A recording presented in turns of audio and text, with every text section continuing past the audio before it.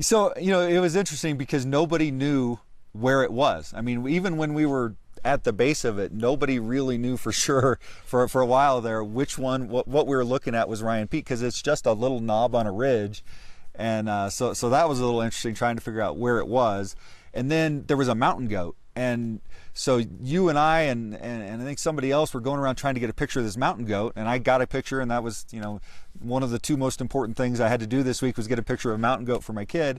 And so I got done taking the picture of the mountain goat, and you had kind of been trying to go around to get around the mountain goat, and everybody else had started hiking. And so by the time I took a picture of the mountain goat, I'm looking at the hill, and there's just, a string of people going up the hill, and I didn't really know where we were supposed to go. I didn't double check my notes to where the actual prescribed route was, which is what you were basically on.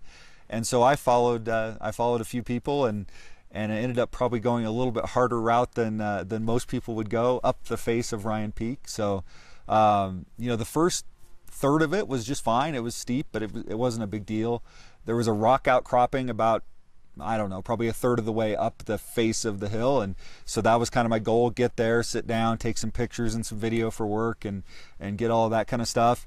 And then from there, it got really loose rock and really kind of spooky.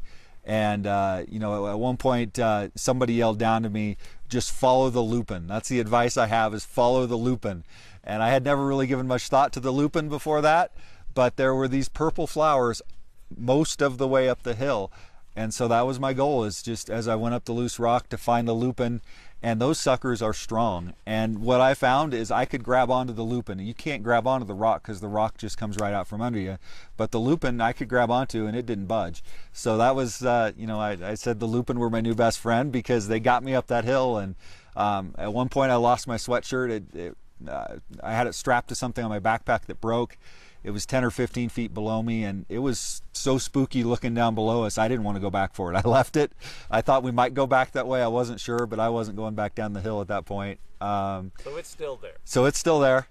Donation to the wilderness. We've been joking about whether the sheep are going to be wearing it or the goats are going to be wearing it, or what's going to happen to it. But yeah, and then from there I just kind of did small goals. I'd see something that I thought was stable and try to get there, and every once in a while I'd see somebody peeking over the hill at me, so I knew there were people up there somewhere that had survived it. And so you had to kind of zigzag a little bit to follow the lupin, and so that's what I did. And then you got to the end of the lupin, and there was about 20 or 30 feet, I would say, that you had to cross of loose rock with no lupin, and that was probably the scariest part, because you start kicking rocks down the hill, and you start thinking, rock slide, and am I going to be a rock slide going down the hill? And there was nothing to stop you.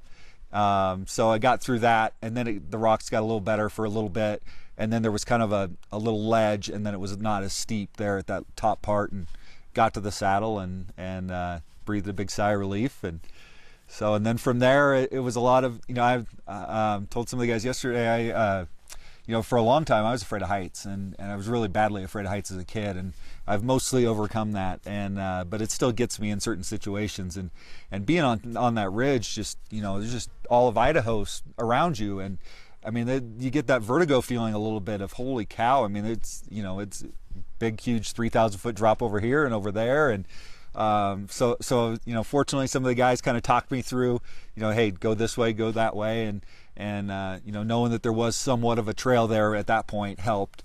And then the last 100 feet or so, there's 3 little knobs you have to go over, and I wasn't real sure about that, and they kind of settled me down and talked to me and had me sit down for a second. And then the nice part was, really, I was just looking at my feet the whole way anyway, so it didn't matter.